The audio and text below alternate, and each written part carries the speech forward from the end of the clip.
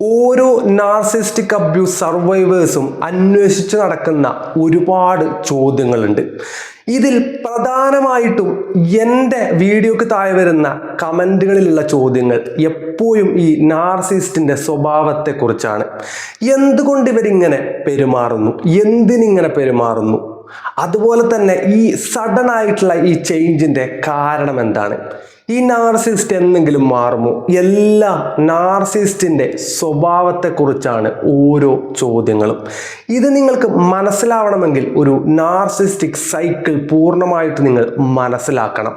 ഇന്ന് നമ്മൾ ഡിസ്കസ് ചെയ്യാൻ പോകുന്നത് ഈ ഒരു നാർസിസ്റ്റിക് സൈക്കിളിനെ കുറിച്ചാണ്. ഈ ഒരു സ്നേഹം തുടങ്ങി ഇത് അവസാനിക്കുന്നത് വരെ ഇവരുടെ ഈ ഒരു പെരുമാറ്റ രീതി എങ്ങനെയാണ്, എന്താണ് എന്നതിനെ കുറിച്ച്. സോ ടോപ്പിക് നിങ്ങൾക്ക് ഇഷ്ടപ്പെട്ട് കഴിഞ്ഞാൽ വീഡിയോ ഒന്ന് ലൈക്ക് ചെയ്ത് നിങ്ങളുടെ അഭിപ്രായം കൂടെ ഒന്ന് കമൻറ്റ് ചെയ്യുക. ചാനൽ ഇഷ്ടപ്പെട്ട് കഴിഞ്ഞാൽ ചാനൽ സബ്സ്ക്രൈബ് ചെയ്യാൻ മറക്കരുത്. നമുക്ക് ടോപ്പിക്കിലേക്ക് പോവാം. ഈ ഒരു ടോപ്പിക് തുടങ്ങുന്നതിന് മുമ്പ് നിങ്ങൾ എപ്പോഴും ചിന്തിക്കേണ്ട ഒരു കാര്യം, നാർസിസ്റ്റ് എന്ന് പറയുമ്പോൾ എല്ലാ നാർസിസ്റ്റുകളും ഒരുപോലെ തന്നെയാണ്. പലരും ചോദിക്കുന്നതാണ്, ഒരു മദർ ഇൻ ലോ ആണെങ്കിലോ, ഒരു ബ്രദർ ഇൻ ലോ ആണെങ്കിലോ, അല്ലെങ്കിൽ ഫാദർ ഇൻ ലോ ആണെങ്കിലോ, പാർട്ട്ണർ ആണെങ്കിലോ, ലവർ ആണെങ്കിലോ, എല്ലാ നാർസിസ്റ്റുകളും നാർസിസ്റ്റ് മാത്രമാണ്. അങ്ങനെ കേൾക്കാനും മനസ്സിലാക്കാനും ശ്രമിക്കണം. ഇവർ ഉപയോഗിക്കുന്ന ടാക്ടിക്സ് എപ്പോഴും സെയിം ആയിരിക്കും. ഇതിൽ നിങ്ങൾ അവരുടെ ആ ഒരു സ്വഭാവ രീതിയാണ് മനസ്സിലാക്കേണ്ടത്. ഇവർ ചിന്തിക്കുന്ന അല്ലെങ്കിൽ നേടിയെടുക്കാൻ ശ്രമിക്കുന്ന ഒരു എയിം മാത്രമാണ് വ്യത്യസ്തമായിട്ടുള്ളത്. ഇവർ ചെയ്യുന്ന രീതികൾ എപ്പോഴും സിമിലർ ആയിരിക്കും. അത് മനസ്സിലാക്കിക്കൊണ്ട് വേണം നിങ്ങൾ കാര്യങ്ങൾ കേൾക്കാൻ. കാരണം ഓരോ വീഡിയോയുടെ താഴെയും ഓരോ എക്സാമ്പിൾസ് ആയിട്ട് ഓരോരുത്തരും ചോദിക്കാറുണ്ട്. മാക്സിമം എക്സാമ്പിൾസ് ഞാൻ ഇൻക്ലൂഡ് ചെയ്യാം, പക്ഷേ എല്ലാ എക്സാമ്പിൾസും നമുക്ക് ഒരുപോലെ എക്സ്പ്ലെയിൻ ചെയ്യുന്നത് കുറച്ച് ഡിഫിക്കൽട്ടാണ്. എന്നാലും നമുക്ക് ശ്രമിക്കാം. സോ എല്ലാ പ്രശ്നങ്ങൾക്കും ഒരു തുടക്കമുണ്ടാവും. ഈ ഒരു തുടക്കമാണ് എല്ലാത്തിലും ശ്രദ്ധിക്കേണ്ടത്. ഈ നാർസിസ്റ്റിക് സൈക്കിളിലേക്ക് വരുന്ന സമയത്ത് ആദ്യം ഇവർ ചെയ്യുന്ന ഒരു കാര്യം ലവ് ബോംബിംഗ് എന്ന് പറയുന്ന ഒരു സ്ട്രാറ്റജിയാണ്. ഇതാണ് നിങ്ങൾ ആദ്യം മനസ്സിലാക്കേണ്ടത്. കാരണം ആദ്യം നിങ്ങൾ അനുഭവിക്കാൻ പോകുന്ന ഒരു കാര്യം ഈ ഒരു ലവ് ബോംബിംഗ് ആയിരിക്കും. ഈ ലവ് ബോംബിംഗ് ഫേസിലാണ് നിങ്ങൾ അവരെ അതിയായി വിശ്വസിക്കുന്നതും അവരിലേക്ക് ഭയങ്കരമായിട്ട് അട്രാക്റ്റ് ചെയ്യപ്പെടുന്നതും. ഈ സ്റ്റേജിൽ സംഭവിക്കുന്ന കാര്യങ്ങൾ എപ്പോഴും ഭയങ്കര സ്നേഹമായിരിക്കും.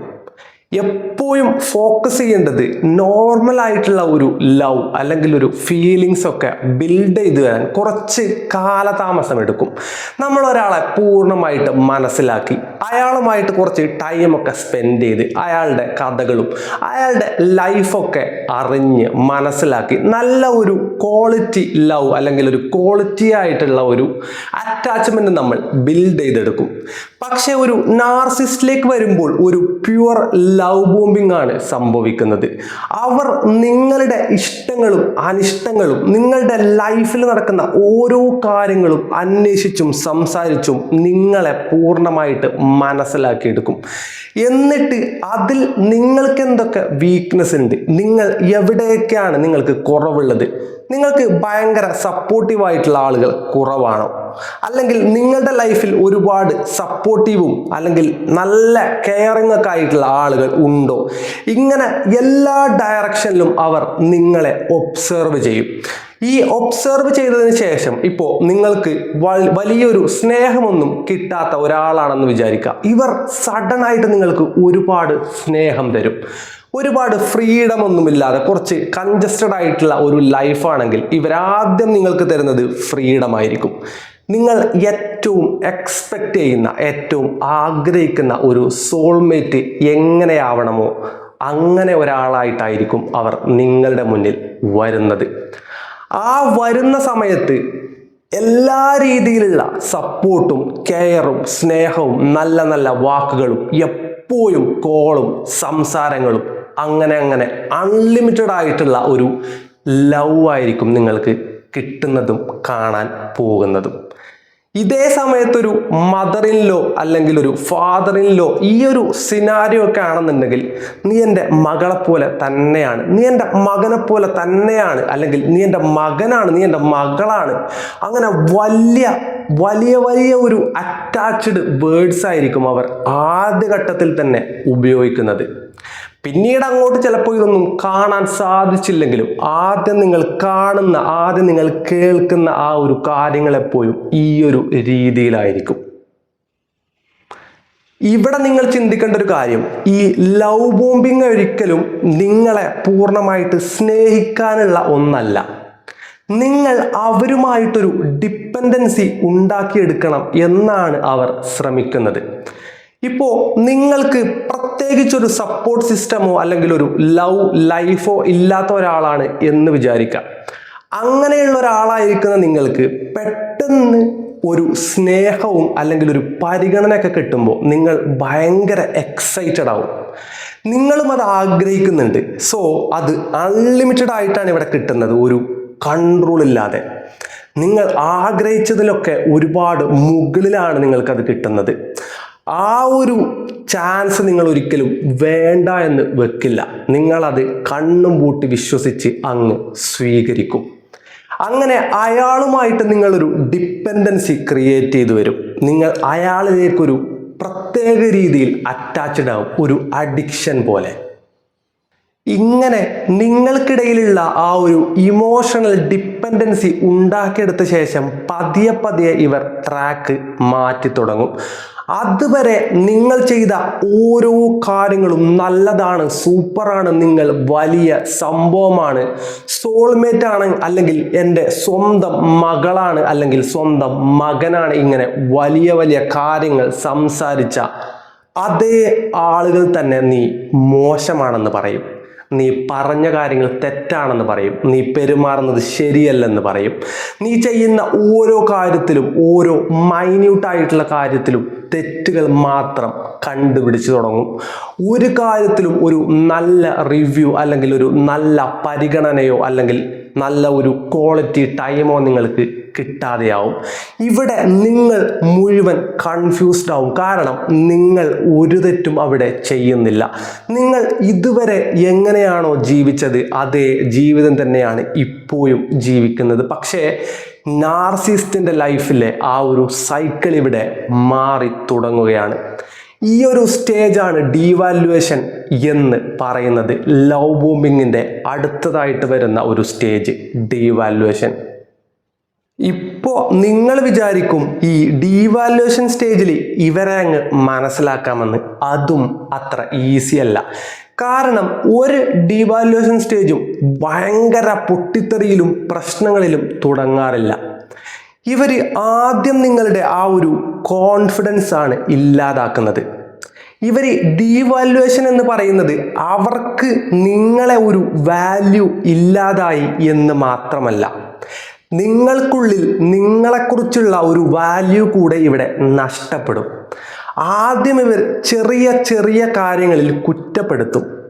മറ്റുള്ളവരുടെ മുന്നിൽ ഇൻസൾട്ട് ചെയ്യുന്നതിന് മുന്നേ നിങ്ങളെ സ്വന്തമായിട്ട് പ്രൈവറ്റ് ആയിരിക്കുമ്പോൾ തമാശ രൂപേണ നിങ്ങളെ ഇൻസൾട്ട് ചെയ്യും. എന്നിട്ട് ഞാൻ തമാശ പറഞ്ഞതല്ലേ എന്നൊക്കെ പറഞ്ഞ് ആ സിറ്റുവേഷൻ മാനേജ് ചെയ്യും. ഇങ്ങനെ ഇത് വലുതാക്കി അതുവരെ നിങ്ങൾക്ക് കിട്ടിയിട്ടുള്ള ഒരു പരിഗണനയും പിന്നെ കിട്ടാതെയാവും. നിങ്ങൾ ചെയ്യുന്നതും തൊടുന്നതും പറയുന്നതും കേൾക്കുന്നതും എല്ലാം തെറ്റുകളിലൂടെ തെറ്റുകൾ മാത്രം. ഇങ്ങനെ സ്വയം ഒരു തെറ്റുകാരിയായി അല്ലെങ്കിൽ ഒരു തെറ്റുകാരനായി നിങ്ങൾ മാറും. ഇതാണ് ഡീവാലുവേഷൻ സ്റ്റേജിൻ്റെ ഒരു പ്രത്യേകത. ഇവിടെ നിങ്ങളുടെ ആ ഒരു സ്വയം സെൽഫ് നഷ്ടപ്പെടും. സെൽഫ് കോൺഫിഡൻസ്, സെൽഫ് റെസ്പെക്റ്റ്, അങ്ങനെ സെൽഫായിട്ട് എന്തൊക്കെ ക്വാളിറ്റീസ് നിങ്ങൾക്കുണ്ടായിരുന്നോ അതെല്ലാം നിങ്ങൾക്ക് ഇവിടെ നഷ്ടപ്പെടും. ഇപ്പോൾ ഒരു അമ്മായച്ചൻ അല്ലെങ്കിൽ ഒരു അമ്മായിയമ്മ സിറ്റുവേഷനൊക്കെ ആണെങ്കിൽ അവർ നിങ്ങൾക്ക് എത്ര പരിഗണന തന്നോ, നിങ്ങൾ എത്ര കാര്യങ്ങൾ നല്ലതായിട്ട് ചെയ്തോ അതെല്ലാം മോശമാണെന്ന് പറഞ്ഞു തുടങ്ങും. അപ്പുറത്തെ മരുവോള് നല്ല രീതിയിൽ ബിഹേവ് ചെയ്യും, ഉമ്മാക്ക് എല്ലാ പണിയെടുത്ത് കൊടുക്കും. ഇങ്ങനെ പല രീതിയിലുള്ള വർത്താനങ്ങൾ പറഞ്ഞ് നിങ്ങളൊന്നും ചെയ്യുന്നില്ല എന്നുള്ള രീതിയിലേക്ക് ഇത് കൊണ്ടുവരും. അങ്ങനെ മറ്റുള്ളവർക്ക് മുന്നിലും കൂടെ ഒരു വലിയ തെറ്റുകാരിയായിട്ട് നിങ്ങളെ പതിയെ പതിയെ മാറ്റിക്കൊണ്ടുവരും. ഈ ഒരു സ്റ്റേജാണ് ഡീവാലുവേഷൻ സ്റ്റേജ്. അവർക്കും നിങ്ങൾക്കും ഉണ്ടായിരുന്ന നിങ്ങളുടെ മുകളിലുള്ള ആ ഒരു വാല്യൂ താഴോട്ട് കൊണ്ടുപോകുന്ന ഒരു സ്റ്റേജ്. ഇനി ഈ ഡീവാലുവേഷൻ്റെ സമയത്ത് ഇങ്ങനെ അവർ എല്ലാം ഒരു സ്ലോ പ്രോസസ്സിൽ സംഭവിക്കുന്നതിൻ്റെ മെയിൻ കാരണം നിങ്ങളെ ഒറ്റയടിക്ക് ഒരു പ്രശ്നത്തിൽ കൊണ്ടിടാൻ അത്ര ഈസി ആയിട്ട് പറ്റില്ല. നിങ്ങളൊരു സ്വയം കോൺഫിഡൻസ് ഒക്കെ ഉള്ള കുറച്ചെങ്കിലും ഒരു സെൽഫ് ചിന്തയുള്ള ഒരാളാണെങ്കിൽ അത്ര ഈസി ആയിട്ട് നിങ്ങളെ ബ്രേക്ക് ചെയ്യാൻ സാധിക്കില്ല. പകരം കുറച്ചായിട്ട് നിങ്ങളെ ബ്രേക്ക് ചെയ്ത് കൊണ്ടുവന്നു കഴിഞ്ഞാൽ അവസാനത്തിൽ ഒറ്റയടിക്ക് നിങ്ങളെ ഒന്നുമല്ലാതാക്കാൻ ഈ നാർസിസിസ്റ്റിന് പറ്റും. ഇവിടെ നിങ്ങൾ എത്ര വീക്കാവുമോ അത്രയും അധികം ഇമോഷണലി വീക്കാവും. ആകെ തകർന്ന ഒരു അവസ്ഥയിലെത്തും. നിങ്ങൾ എന്ത് ചെയ്താൽ ഇതൊന്നും ശരിയാവും, ഞാൻ ഈ ഒരു പ്രശ്നം എങ്ങനെ സോൾവ് ചെയ്യും, ഞാൻ ഇനിയും ബെറ്ററായിട്ട് ഇവരെ ഹെൽപ്പ് ചെയ്യാം, ഞാൻ ഒന്നും കൂടെ ഇവരെ സ്നേഹിക്കാം, ഇവർ പറയുന്നതെല്ലാം ചെയ്തു കൊടുക്കാം, എൻ്റെ കയ്യിലുള്ള സ്വർണവും എൻ്റെ സ്വത്തും എല്ലാം ഞാൻ ഇവർക്ക് കൊടുക്കാം, എന്താണ് ഇവർക്ക് വേണ്ടത്, എന്ത് ചെയ്തിട്ടെങ്കിലും എൻ്റെ വാല്യൂ തിരിച്ചെടുക്കണം എന്നായിരിക്കും നിങ്ങൾ ചിന്തിക്കുന്നത്.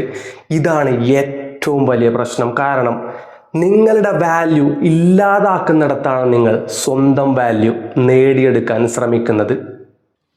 അതുപോലെ തന്നെ ഈ ഡീവാലുവേഷൻ സ്റ്റേജിന് കുറച്ച് പ്രത്യേകതകളുണ്ട്. ഈ ഒരു സ്റ്റേജിലാണ് നിങ്ങൾ ഏറ്റവും കൂടുതൽ മാനിപ്പുലേറ്റ് ചെയ്യപ്പെടുന്നത്. മാനിപ്പുലേഷൻ്റെ ഒരു വലിയ തുടക്കം സംഭവിക്കുന്നതും ഈ ഒരു സ്റ്റേജിലാണ്. ഇവിടെ നിങ്ങളെ ഗ്യാസ് ലൈറ്റ് ചെയ്യും. നിങ്ങൾ ചെയ്ത ഒരു കാര്യം അല്ലെങ്കിൽ അവർ നിങ്ങളെ ഉപദ്രവിച്ചു, നിങ്ങൾ വളരെ വലിയ രീതിയിൽ ആ ഒരു ഉപദ്രവം കാരണം വേദനിച്ച് ഇരിക്കുകയാണെങ്കിൽ, ഞാൻ അങ്ങനെ ഒന്നും പറഞ്ഞില്ലല്ലോ, നിനക്ക് വെറുതെ അങ്ങനെ ഫീൽ ആയതാണ്, നീ ഭയങ്കര സെൻസിറ്റീവ് ആണ് കേട്ടോ, ഇങ്ങനെയൊന്നും ചിന്തിച്ചു കൂട്ടേണ്ട ആവശ്യമില്ല എന്നൊക്കെ കാഷ്വലായിട്ട് പറഞ്ഞ് അഡ്വൈസ് തന്ന് നിങ്ങൾക്കുണ്ടായ ആ ഒരു ഫീലിങ്സിനെ ഇവർ ഇല്ലാതാക്കിക്കൊണ്ടേയിരിക്കും. നിങ്ങൾക്ക് വരുന്ന ഫീലിങ്സ് എല്ലാം സത്യമാണോ എന്ന് ആലോചിച്ചുകൊണ്ടായിരിക്കും നിങ്ങൾ ഓരോ ഫീലിങ്സും അനുഭവിക്കുന്നത്.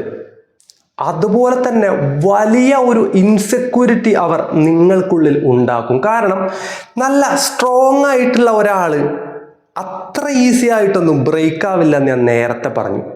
ഇങ്ങനെ ചെറിയ ചെറിയ കുറ്റങ്ങളൊക്കെ പറഞ്ഞ് നിങ്ങൾക്കുള്ളൊരു ഇൻസെക്യൂരിറ്റി ഉണ്ടാക്കി ഒരു ഗ്യാപ്പ് ഉണ്ടാക്കി കഴിഞ്ഞാൽ നിങ്ങളെ എന്ത് ചെയ്യാനും മെൻ്റലി എങ്ങനെ തളർത്താനും ഭയങ്കര ഈസിയാണ്.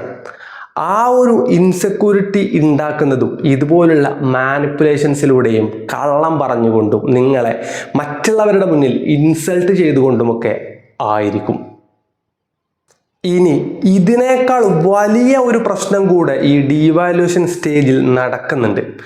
അതാണ് ഹോട്ട് ആൻഡ് കോൾഡ് ബിഹേവിയർ എന്ന് പറയുന്നത്. ഇവർ ഈ ഡീവാലുവേഷൻ തുടങ്ങുന്ന സമയത്ത് ഒറ്റയടിക്ക് ലവ് ബോംബിംഗ് നിർത്തില്ല. ഒരു ദിവസം സ്നേഹമായിരിക്കും, അടുത്ത ദിവസം ഫുൾ പ്രശ്നമായിരിക്കും, അടുത്ത ദിവസം വീണ്ടും സ്നേഹമായിരിക്കും, പിന്നീട് പബ്ലിക്കായിട്ട് ഇൻസൾട്ടിങ് ആയിരിക്കും, രാത്രി വന്ന് വീണ്ടും ഞാൻ അപ്പത്തെ ഒരു പ്രശ്നത്തിൽ പറഞ്ഞു പോയതാണ്, നീ ഒന്നും മനസ്സിൽ വെക്കല്ലേ കേട്ടോ, അറിയാതെ സംഭവിച്ചു പോയതല്ലേ, നീ കുറച്ച് സെൻസിറ്റീവായിട്ട് ചിന്തിച്ച് പ്രതികരിക്കുന്നതും കൂടെ ഉണ്ട്, നിന്റെ പ്രതികരണം അത്ര നന്നായിട്ടില്ല, നീ ഒന്ന് ശ്രദ്ധിക്കണം കേട്ടോ അതും എന്നൊക്കെ പറഞ്ഞ് ഉപദേശിച്ചുകൊണ്ട് അവിടെ ഒരു ഹോട്ട് ആൻഡ് കോൾഡ് ബിഹേവിയർ ഉണ്ടാക്കിയെടുക്കും. ആ ഒരു സ്നേഹവും അതേപോലെ തന്നെ അബ്യൂസും ഒരാളിൽ നിന്ന് തന്നെ വരുമ്പോൾ നിങ്ങളുടെ ആ ഒരു മൈൻഡ് കംപ്ലീറ്റ്ലി കൺഫ്യൂസ്ഡ് ആവും. ഇങ്ങനെ നിങ്ങൾക്കിടയിൽ ഒരു ട്രോമ ബോണ്ട് ബിൽഡ് ചെയ്ത് വരും. ട്രോമ ബോണ്ടിനെ കുറിച്ച് കൂടുതൽ നിങ്ങൾക്ക് അറിയണമെന്നുണ്ടെങ്കിൽ ആ ഒരു വീഡിയോ ചാനലിൽ കിടപ്പുണ്ട്, എന്തായാലും കാണണം.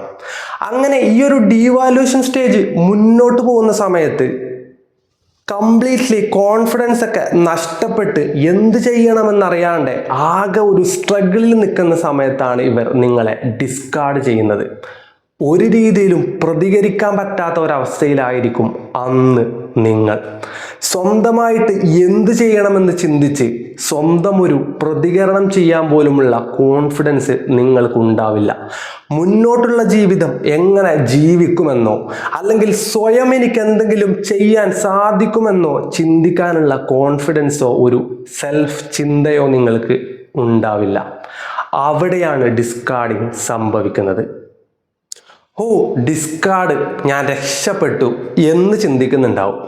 ഒരു കാര്യവുമില്ല. കാരണം എല്ലാ നാർസിസിസ്റ്റുകളും ഡിസ്കാർഡ് ചെയ്യുന്നത് റിലേഷൻഷിപ്പ് ബ്രേക്ക് ചെയ്തുകൊണ്ടല്ല. ചില റിലേഷൻഷിപ്പുകൾ, പ്രത്യേകിച്ച് മാരീഡ് ആയിട്ടുള്ള അല്ലെങ്കിൽ ഒരു ഫാമിലി ബേസുള്ള നാർസിസ്റ്റുകളൊന്നും അങ്ങനെ കളഞ്ഞിട്ട് പോകില്ല. ഇവർ കൂടുതലും ഇമോഷണലി ആണ് ഡിസ്കാർഡ് ചെയ്യുന്നത്. അവർക്ക് നിങ്ങളുമായിട്ട് ഒരു ഇമോഷനും ഉണ്ടാവില്ല.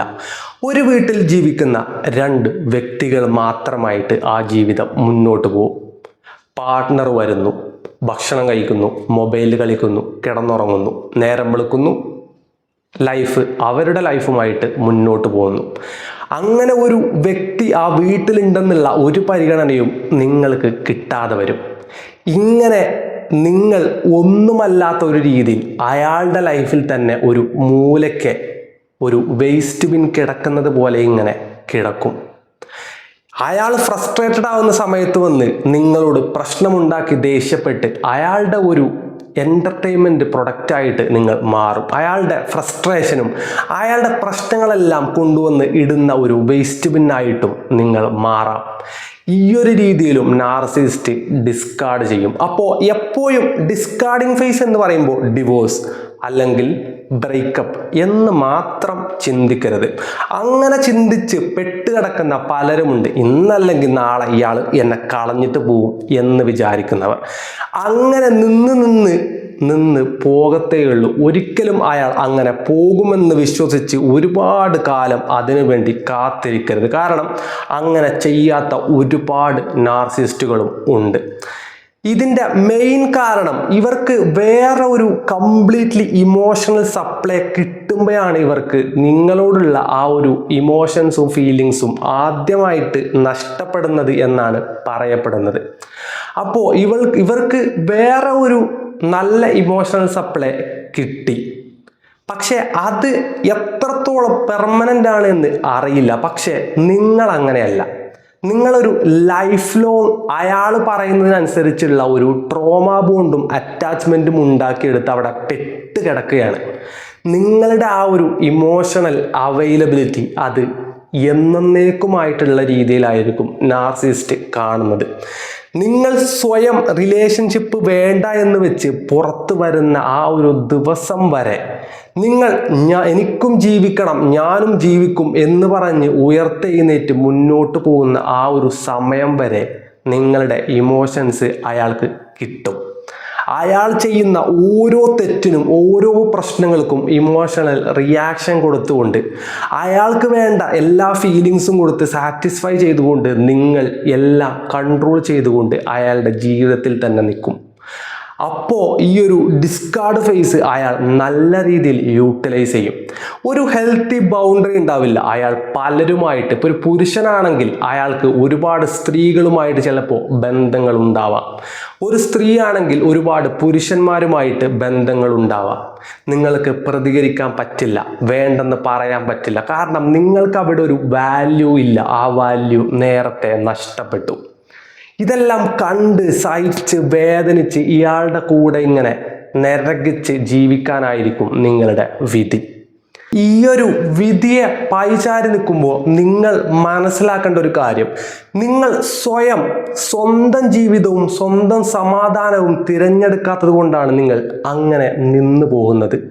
നിങ്ങൾ തന്നെ ഒരുപാട് വാർത്തയിൽ കണ്ടിട്ടുണ്ടാവും. ഒരു വീട്ടിൽ അങ്ങോട്ട് കല്യാണം കഴിച്ചു തന്ന ഒരു സ്ത്രീ അല്ലെങ്കിൽ ഒരു പെൺകുട്ടി ഒറ്റപ്പെട്ട്, അത്രയും വലിയൊരു ഫാമിലിയാവും, ഈ ഫാമിലി ഇത്രയും ആളുകൾക്ക് ചുറ്റും ഏതോ ഒരു മൂലയ്ക്ക് ഒറ്റപ്പെട്ട് ജീവിച്ച് സ്വന്തം ജീവൻ അവസാനിപ്പിച്ച കഥകളൊക്കെ.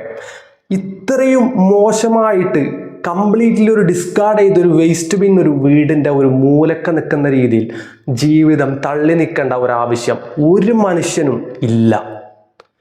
ഇതുപോലെ തന്നെയാണ് ഓരോ റിലേഷൻഷിപ്പ് നിലവിലുണ്ടോ അതോ തീർന്നോ, നീ എന്നെ സ്നേഹിക്കുന്നുണ്ടോ, ഞാൻ കാത്തിരിക്കണോ പോണോ, ഇങ്ങനെയൊക്കെ ചോദിച്ച് എന്തെങ്കിലും ഒരു സപ്പോർട്ടോ അല്ലെങ്കിൽ എന്തെങ്കിലും ഒരു ഫീലിങ്സോ കിട്ടാൻ വേണ്ടി അവരുടെ പിന്നാലെ ഇങ്ങനെ നടക്കുന്ന ഒരു ആളുകൾ. ഇങ്ങനെയൊന്നും ചെയ്യാതെ അവരുടെ ആ ഒരു ഡിസ്കാർഡിങ് ഫേസ്, ഇമോഷണൽ അവൈലബിലിറ്റി ഒരു മാൻഡേറ്ററി ആണ്. നിങ്ങളൊരു റിലേഷൻഷിപ്പ് എന്ന് പറയുമ്പോൾ പരസ്പരം ഇമോഷണൽ അവൈലബിലിറ്റി അങ്ങോട്ടും ഇങ്ങോട്ടും വേണം. രണ്ടുപേരുടെ രണ്ടുപേരുടെ ആഗ്രഹങ്ങളും മീറ്റ് ചെയ്യണം. എന്നാലേ അത് നല്ല ഒരു റിലേഷൻഷിപ്പാണെന്ന് പറയുകയുള്ളൂ. ഫ്രീ ആയിട്ട് ഹെൽത്തി ആയിട്ട് നമ്മുടെ എല്ലാ കാര്യങ്ങളും പ്രശ്നങ്ങളും നമ്മൾ അനുഭവിക്കുന്ന കാര്യങ്ങളും തെറ്റുകളും ശരികളും നല്ലതും നല്ലതല്ലാത്തതും എല്ലാം ഒരു പേടിയില്ലാതെ ഷെയർ ചെയ്യാനും കേൾക്കാനും മനസ്സിലാക്കാനും എല്ലാത്തിനും സാധിക്കുന്നതാണ് ഒരു ഹെൽത്തി റിലേഷൻഷിപ്പ്. ഇതൊന്നുമില്ലാതെ കംപ്ലീറ്റ്ലി ഡിസ്കാർഡ് ചെയ്യപ്പെട്ട ഒരു നിലയിൽ ഇതെല്ലാം ശരിയാവാൻ വേണ്ടി കാത്തിരിക്കുന്ന നിങ്ങളാണിവിടെ പ്രശ്നക്കാർ. കാരണം അവരെ നിങ്ങൾക്ക് മാറ്റിയെടുക്കാൻ പറ്റില്ല. ആദ്യത്തെ 2 സ്റ്റേജിലും അത്രയും മോശമായിട്ട് നിന്നിട്ടും നിങ്ങൾക്ക് അവരോട് എത്ര നല്ല രീതിയിൽ പെരുമാറാൻ പറ്റുമോ ഇതെല്ലാം നിങ്ങൾ പരിശ്രമിച്ച് നോക്കിയതാണ്. ഒരു മാറ്റവും ഉണ്ടായിട്ടില്ല. ഇപ്പോൾ ഒന്നുമല്ലാത്ത രീതിയിൽ നിങ്ങളെ കളഞ്ഞ് ഒരു മൂലക്ക ഇട്ടുകൊണ്ട് ജീവിക്കുന്ന സമയത്ത് അവിടെ നിങ്ങൾ മാത്രമേ ഉള്ളൂ എന്ന് നിങ്ങൾ മനസ്സിലാക്കണം. ആരും കൈ തന്ന് എഴുന്നേൽപ്പിക്കാൻ വേണ്ടിയിട്ട് വരില്ല. അങ്ങനെ ഒരാൾ വരാൻ വേണ്ടി വെയിറ്റ് ചെയ്ത് നിൽക്കരുത്. സ്വയം എണീക്കണം. സ്വന്തം മുഖമൊന്ന് കണ്ണാടിയിൽ നോക്കി ഈ നിൽക്കുന്ന ആൾക്കും ഒരു ജീവിതമുണ്ട്. ഈ ജീവിതം ഇത്രയും മോശമായതിൻ്റെയും മുൻപ് എനിക്ക് നല്ല ഒരു ജീവിതം ഉണ്ടായിട്ടുണ്ട്, എനിക്കത് തിരിച്ചു പിടിക്കണം എന്ന് സ്വയം തീരുമാനിച്ച് മുൻപോട്ട് പോകാൻ നിങ്ങൾക്ക് സാധിക്കണം. ഇവിടെ നിങ്ങൾ വളരെയധികം ശ്രദ്ധിക്കേണ്ട ഒരു കാര്യം, എല്ലാ നാർസിസ്റ്റിക് അബ്യൂസ് സർവൈവേഴ്സും പെട്ടുപോകുന്ന ഒരു ലൂപ്പുണ്ട്. ഈ തെറ്റുകൾ, ഈ പ്രശ്നങ്ങൾ, ഈ റിലേഷൻഷിപ്പ് ഇങ്ങനെ മോശമായി പോയത് ഞാൻ കാരണമാണോ? ഈ ഒരു ചോദ്യമാണ് ഓരോ സർവൈവേഴ്സിനെയും ആ ഒരു ലൂപ്പിൽ, ഈ ഒരു നാർസിസ്റ്റുമായിട്ട് ഇങ്ങനെ പിടിച്ചു വെക്കുന്ന ഒരു സംഭവം. ആ ഒരു ലൂപ്പിൽ പെട്ടുപോവാതിരിക്കാൻ മാക്സിമം നിങ്ങൾ ശ്രദ്ധിക്കണം. ഇവിടെ നിങ്ങൾ ചിന്തിക്കേണ്ട ഏറ്റവും ഇമ്പോർട്ടൻ്റ് ആയിട്ടുള്ളൊരു കാര്യം, നിങ്ങളെ കൊണ്ട് പറ്റുന്ന മാക്സിമം നിങ്ങൾ ശ്രമിച്ചിട്ടുണ്ട്. അയാൾ പറഞ്ഞ ഓരോ പരാതിയും ഓരോ കുറ്റങ്ങളും കുറവുകളും നിങ്ങൾ പരിഹരിച്ച് നല്ല രീതിയിൽ ജീവിക്കാൻ ശ്രമിച്ചിട്ടുണ്ട്.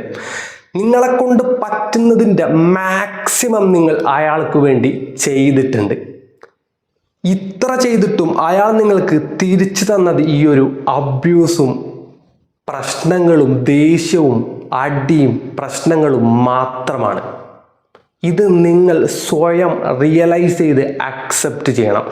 ഓരോ പ്രാവശ്യവും ഇത് എൻ്റെ തെറ്റാണോ, എൻ്റെ മിസ്റ്റേക്കാണോ എന്ന് ചോദിക്കുന്ന ഓരോ തവണയും നിങ്ങൾ തീർത്തും നിങ്ങളോട് ഉറപ്പിച്ച് പറയണം, എൻ്റെ തെറ്റല്ല, ഞാൻ ശ്രമിച്ചു, എനിക്ക് പറ്റിയില്ല.